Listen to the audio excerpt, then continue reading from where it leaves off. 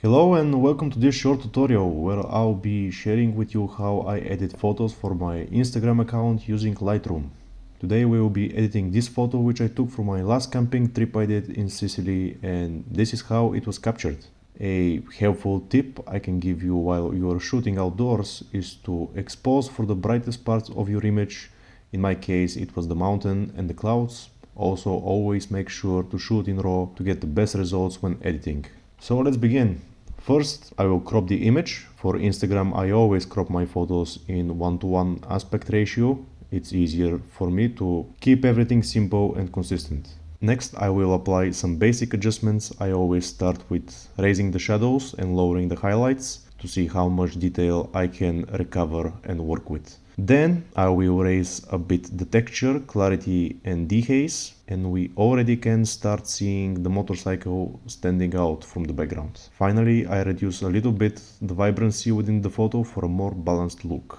Next, I will add contrast using the tone curve, so a standard S curve with fading the blacks. The reason I fade the blacks is that it hides some of the noise in the recovered shadow areas.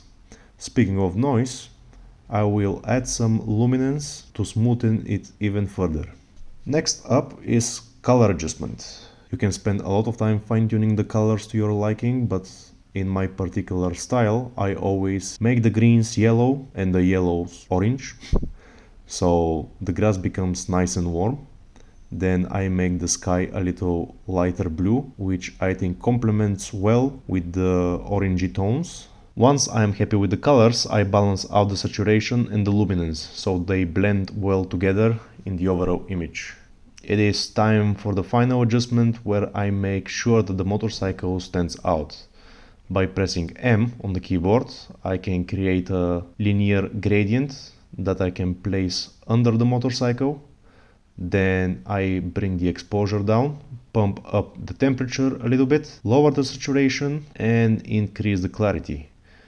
Same thing for the sky, another gradient mask where I decrease the highlights and the temperature a little bit, reduce the saturation, and I would like a bit more depth, so I will increase the dehaze but reduce the clarity. I don't want the sky to become too intense and overpower the image. Okay, that's about it for this quick and simple Lightroom tutorial. If you have any questions or suggestions, please leave them in the comment section below.